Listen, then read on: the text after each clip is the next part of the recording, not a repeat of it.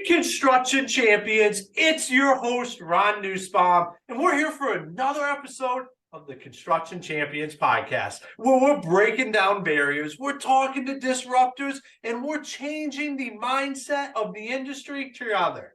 Now, today, I'm super excited for our guest. I got Luke here. We've gotten to get to know each other over the last year. Luke, it's great to have you on the show tonight. Ron, I appreciate that. And I appreciate you bringing the energy because you destroyed it there. That was awesome. Awesome, man. Well, this is coming out on a Thursday morning at 7 a.m. I just said tonight. So it's 7 p.m. when we're recording this. But for everybody, it is the morning. It's time to rock and roll. You're headed to a job site. So, Luke, while everybody's headed to that job site here this morning, why don't you tell everybody a little bit about yourself? Yeah, so my name's Luke Eggebraaten. I currently live in Arizona with my wife, Olivia. I own a few different businesses in the dirt world. And the first business, which kind of started it all, is Phaser Marketing. Basically, it's a digital marketing agency for 6, 7, and 8-figure excavation companies. Stemming off of that, I have a couple other companies with dirt work marketing, and then my own podcast, the Dirt Bags podcast, can be found on all platforms. So we run that about twice a week or twice a month. We have our episodes come out.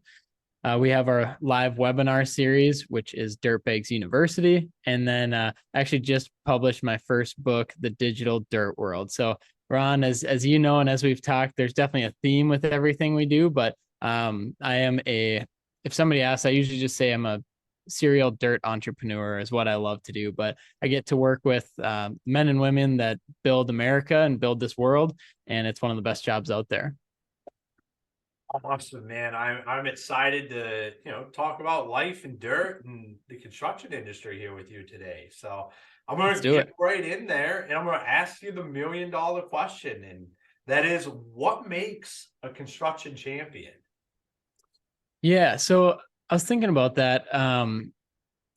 What makes a construction champion, and what I would say, if I only had one thing to say, it's the mindset. And that can really take somebody from being an employee or just an owner or involved in construction to that next level of a construction champion. And so I've worked with a lot of people. Some are 18 years old, some are 75.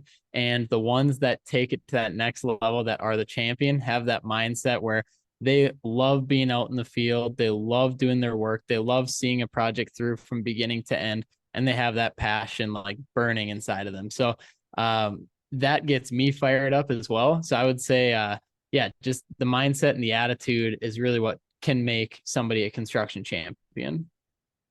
I love it, because the mindset is really the heart of everything we do within a business, within life, and just being out there doing it. If you have a bad mindset, it's probably going to be a pretty bad way of doing anything. Right. And what I get to speak to a lot of associations. And one thing I always say is heading into each day, there's so many things that can happen and so many uncontrollables, but there's always one thing you can control, and that's your mindset, your attitude, how you perceive things. So being able to take control of that each and every day is huge, and can obviously, slingshot you forward into success, into gratitude, into feeling like you've accomplished something, but then just also finding your passion and, honing in on that. Yeah, because we all know there's so many different moving pieces within the construction industry. And I think we're known for, you can just get off to a bad start on a day. Something's not there when you show up, or somebody's running late, or the plans completely went to shit that day. And it's like, your mindset can really take a beating, but we have to be able to keep that on a level ground. We can't let those situations throughout the day dictate that. So how do you get guys to keep that right mindset and continue to stay motivated when a lot of days just don't go right? Yeah, I mean, I think that's the $1 million question. And it's not like I am somebody that keeps people motivated. But what I can say is that if I have a chance to motivate somebody, it's by working on myself first. It's by internally, working on my attitude, continuously putting that out there. But also, um, one thing that can really help is kind of reflecting back and, being grateful for what you do have. And maybe that is being grateful for a job site to walk on to, being grateful that your truck started, this morning. So, it's not easy, but definitely it has to come within that person. But sometimes they can be inspired by other people that are leading that lifestyle of just, perceiving things a bit differently. So, if you can, reach out to those people or just build that community of showing that, a lot of this stuff does suck that we're doing. A lot of the stuff in our day-to-day lives isn't great, but how can we make that just a bit better with what we can control? I love the gratitude aspect because I think that's something that's really overlooked within Yeah. our industries here is taking the time to be thankful for what has went right. When somebody shows up early, or like you said, when that truck starts, or when the shipment comes in the day before you were expecting it, to be thankful for that. And then instead, I think we just get so in a hurry then, like, because then we get excited and it's like, oh, well, now we're ahead of schedule. It's like we can start rocking and rolling instead of taking a minute and being like, man, this is awesome. And all them times when stuff didn't go right, this right here is what it's about. Yeah. And I mean, and you also have to find joy in certain things. And for a lot of people, that, listen to this podcast and also listen to our podcast, that can be a nice release too. Like while they're in the skid steer, just working and they're listening to the dirt bags, listening to this podcast, they kind of find, or we find that crutch or that outlet of something that can help us feel like we're connected or feel like we have this community or just something that we enjoy. So that's something that I've really enjoyed building when we've done our podcast. We've been out for about a year and a half now, and people tell us all the time, like I'll jump in the truck, I'll drive 6 hours, and I'll just crank through Dirtbags episodes, or I'll jump in the dozer, and I've just got a full day, but I listen to the podcast. It keeps me entertained. So I think it's also fun too to find the joy in certain things and know that, a lot of times you're not going to enjoy every single thing about your workday. That's just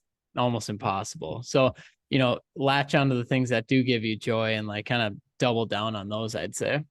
Yeah, that's controlling the controllables. What we were talking about with that mindset. Like you can't let the situation dictate your mindset. Like your Right. mindset has to be what dictates everything else around you.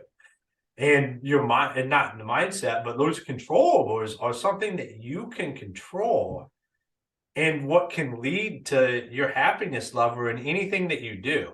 Because if you let the stuff you can't control always mess with your mind, I mean, chances are you're not going to be happy a lot of the time.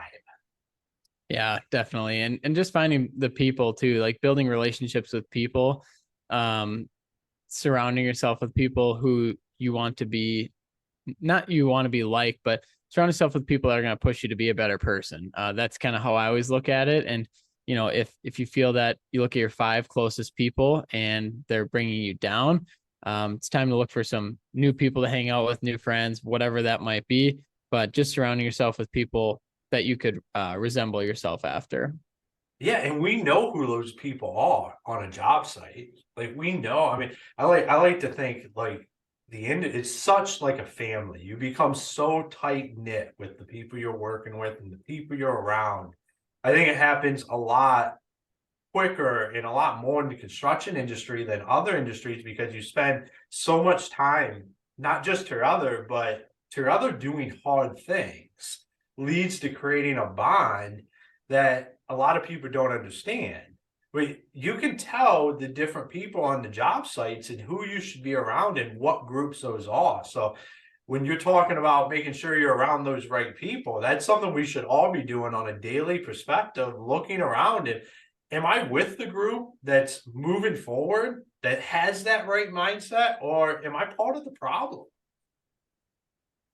Yeah, I think it's a great self-reflection tool to to take a look at and just say, am I part of the problem or am I part of this growing solution? And a lot of times it starts at the top and comes down, but of course it can go from the bottom and go up as well. So it's the whole collective group of the business and how everyone operates on a day-to-day basis and what they're really deep down what their values are, I would say.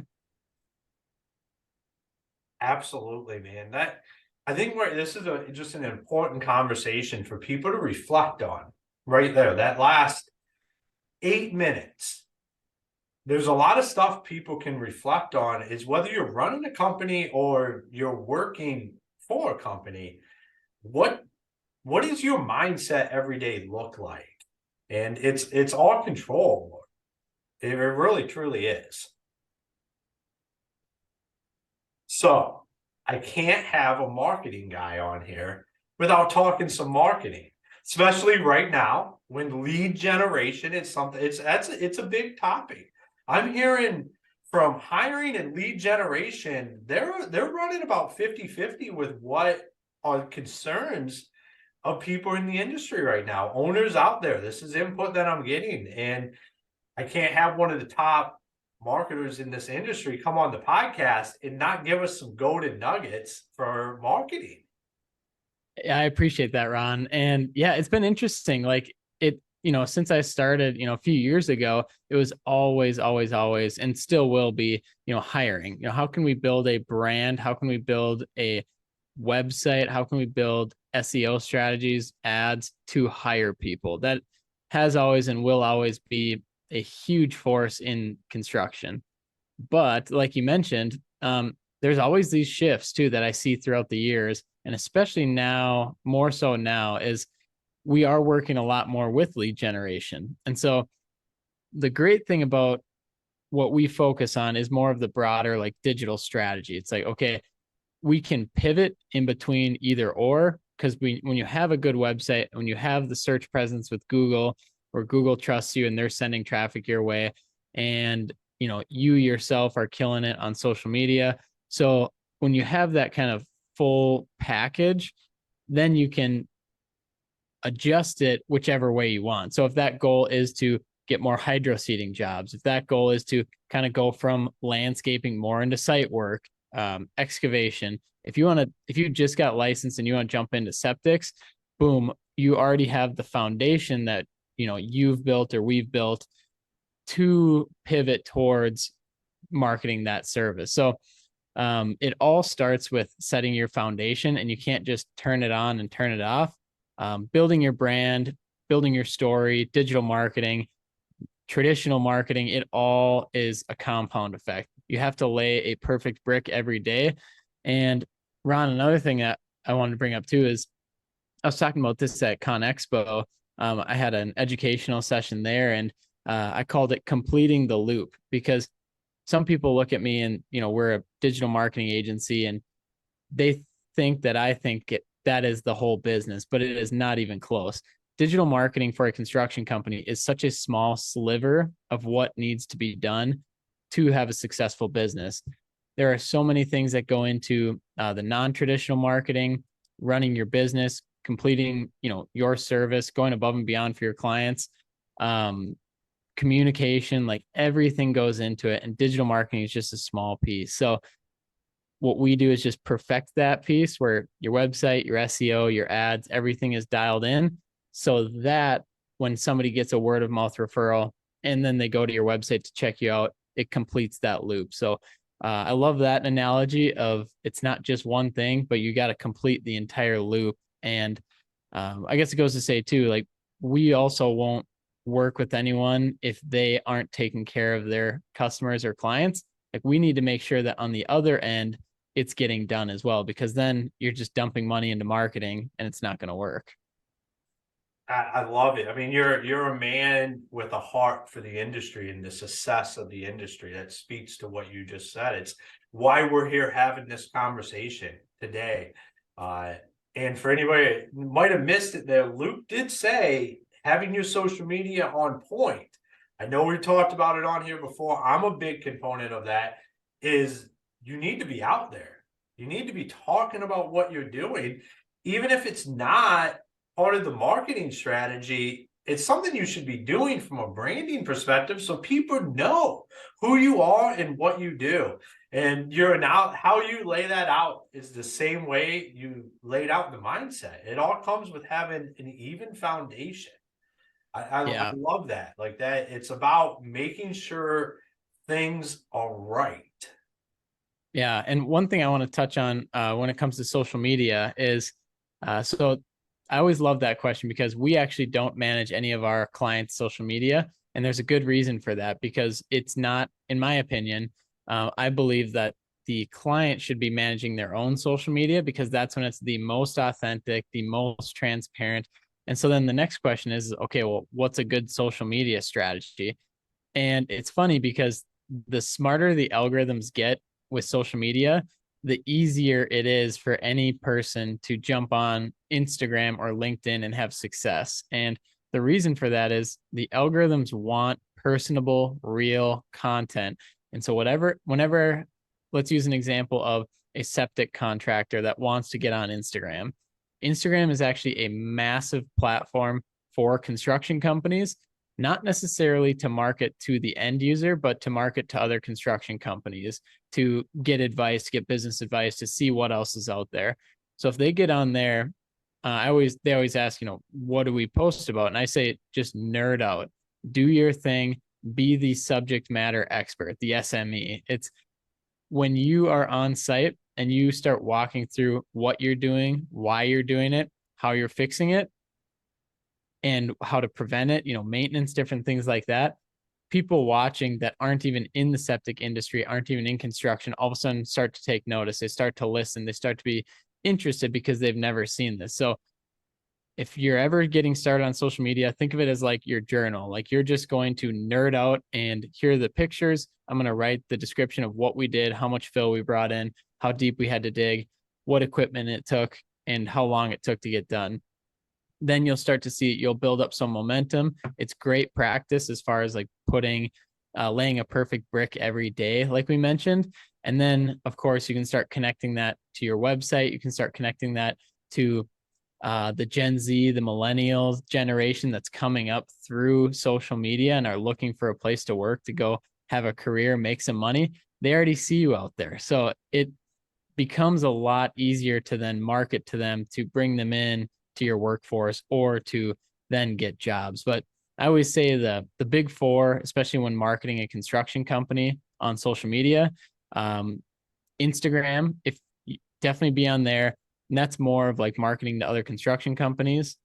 LinkedIn is massive. Get a personal profile and a business profile. You're going to market to all the top executives, presidents, CEOs, GCs, project managers, like all those people are on LinkedIn and it's incredible.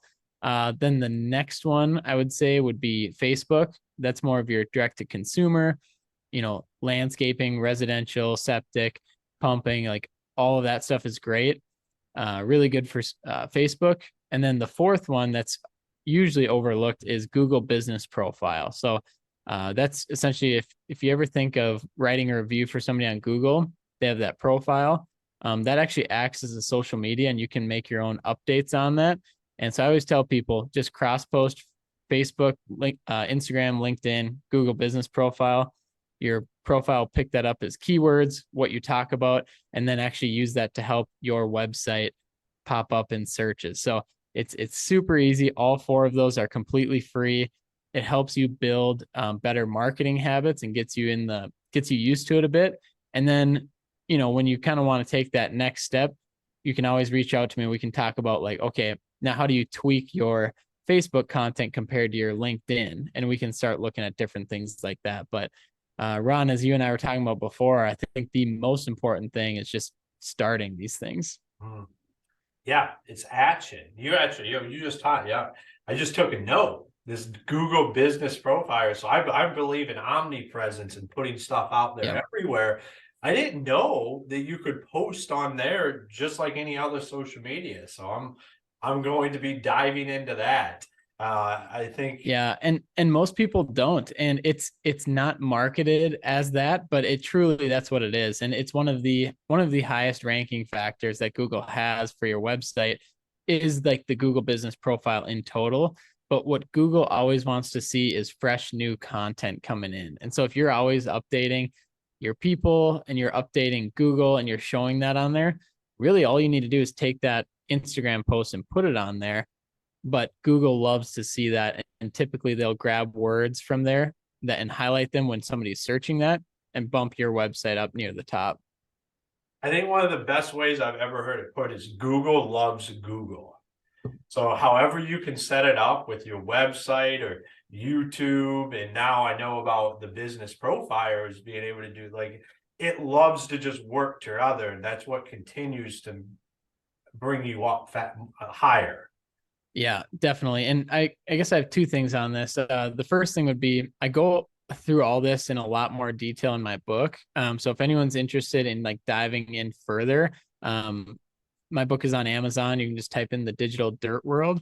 But yeah, second, it's Google is so funny because really they are just the middleman. Like if somebody searches septic contractor near me, they're just trying to find the best person that has their basically their shit together, pun intended, and is has their website laid out well, has a mobile optimized. They know that Google knows if they send this customer to this website because it's the number one spot, that this customer is not going to be frustrated with Google because the website sucks and they can't read anything. There's no information. So if you have your website built out, you lead with adding value, you give information, you work with somebody that kind of knows how to structure the websites in a way that is Google friendly, I would say, then you're just helping Google answer these people's questions. And when you can work in tandem with a powerhouse like them, it's pretty fun. Yeah, I mean that's awesome. That's why I love having guys like you on here, because you talk about stuff that, like I said, even myself, I'm taking notes. I'm learning stuff here. I think that's what everybody should be doing that's listening to podcasts. And I love that you brought up LinkedIn for the construction Yeah. industry, because That's I'm how we met, I think. yeah, and I'm heavy on LinkedIn, and I think it is the most underutilized platform by people in the construction industry. But at the same time, there's a lot. Like, I think there's a dividing line where, like you said, you have a lot of executives, a lot of project managers, a Yeah. lot of superintendents. There is a ton of construction related. If you're looking to grow your construction career, your trajectory, LinkedIn is the place to be building those relationships and building that community. It blows my mind that most people, you just see them hanging out over on Facebook or Instagram and won't even look at LinkedIn. Yeah, and I'll just say this, but yeah, Facebook is more of like a cesspool now, where it's just like it's really saturated. It's really tough to be on there, but there are advantages. Like if we're running a lead form campaign on Facebook, like we'll definitely be on there. But LinkedIn, I mean, like you mentioned, it's interesting because their algorithm is so dialed in, where essentially there's more people watching and listening than providing value. So if you just start like providing value, like we've been talking about, diving in, nerding out about your projects you're going on, why you're doing them, um, LinkedIn will rewards people for that. They reward those, and there's way more people watching than creating content. So you seem to just jump up the not the leaderboard, but more and more people start seeing you with LinkedIn's with how they're set up, and so it's really fascinating how I'll talk to guys in construction and I'll just say, just start posting. Don't make it, don't overthink it. Just post what you love talking about. Post what you know. Post what interests you really. And so you start doing that on a somewhat consistent basis, and you'll see that people will start coming out of the woodworks. People will be watching. But on the flip side too, and I like to call this the power of reciprocity.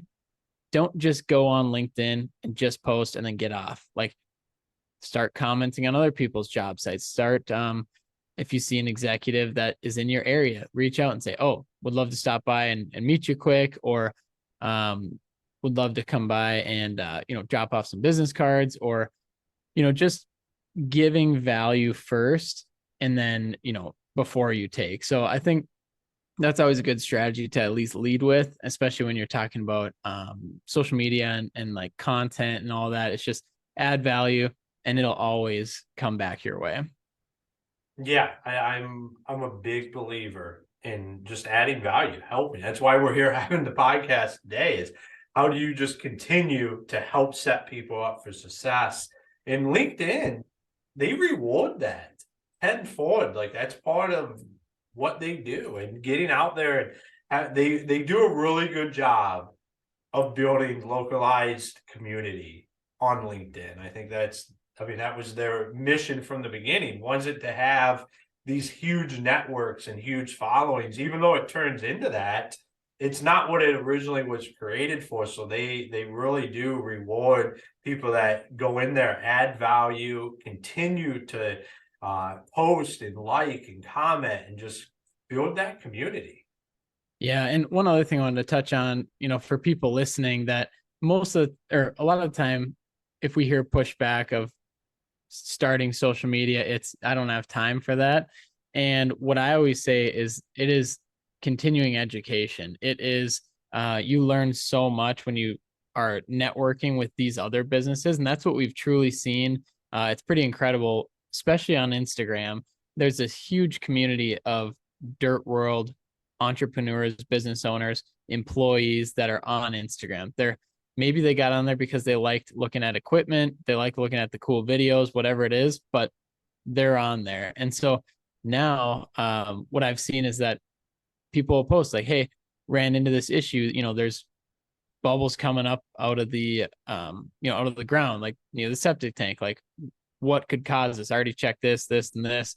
And we've seen that the whole network effect of they might be in Rhode Island, they might be in Texas, all over the country, all over the world, but they're coming together to help solve these issues for the industry as a whole. And so I think what social media can really help with is, like I mentioned, that continuing education, but also kind of getting out of your local area, getting out of your state, like seeing what other people are doing, what other tilt rotators are out there, what other machines people are using, different ways to attract labor, different ways to attract new contracts, things like that. So, and it's free. It's a good habit to get into. And so to me, it's a no brainer, but I think it's a really good opportunity for people to get started and also to build that legacy, to build that brand. Unless they plan on, closing up the business when they retire, that's fine. But if they want to build the brand and build the legacy, this is a great place to start and then to be able to hand off in the future. Awesome, man. You dropped just straight fire today. I love it. Great episode, man. I appreciate it. It was probably the coffee at 7 p.m. Well, I mean, it's only 4 where you're at. That's So true. That I'm not Eastern time, so that's true. yeah, you just keep drinking that coffee up. So if anybody wanted to reach out to you and know more about what you're doing or follow what you're doing, I know you have the book, but where do you recommend people find you? Yeah, I'd say definitely shoot me a follow on Instagram and LinkedIn for sure. Myself personally, Luke Eggebraaten, you can find me on both. And then also my business, Phaser Marketing. Those would be the two main ones. You can shoot me a message. I control all of my social media accounts. So it is me replying back. So ask me any questions you have there. And then our website is phasermarketing.com. And then you can find the book on Amazon, The Digital Dirt World. If you get it, send me a picture that you got it. I'd love to hear, what you think and also, how we can improve for the next book. And then finally, too, one of my favorites is listen to us on the Dirt Bags podcast. Every 2 weeks we come out with a new episode and we are really dialing in, just like you, Ron, providing resources for the industry, building that community, and just, really investing into improving the construction industry as a whole. So that's how you can get a hold of me. I'm very, very open. So feel free to reach out, give me a call anytime. And, I'd be happy to help in any way. Awesome, man. Thank you for being on the show today. Ron, I appreciate it and excited to chat soon. Awesome. All right, construction champions. What show can you go from talking about mindset to talking about posting on Instagram on the four circle on 30 minutes? But there's one thing that sticks out to me as being a factor through all of that, and that's that foundation. Luke touched on it so many times, is that with your mindset, you have to have that foundation, that you're building one brick at a time to make sure that it's straight. With your social media, with your marketing, for not just your customers, but for your employees, you have to be building a foundation that's built to last. Because that's what controls that mindset. That's what controls the narrative around your business. And if that's out of whack, think about what a foundation wall looks like when it's not plumb. Is that really what you want the foundation for your mindset or your social media to look like? There's a lot of great self-reflection in today's episode. I'm going to do some myself. I learned a few things I didn't know. I said that right here on air. It's fine to be open and transparent about what you know and what you don't. The thing is like Lou said, we talked about it before the show even started. It's about the action. If I take this note about Google business and being able to post on there like social media, and I do absolutely nothing with it, this conversation was irrelevant and it should have never happened then. But I'm going to take action on that. Just like I know all the champions out there are going to take action on what we talked about here today. So, construction champions, until next time,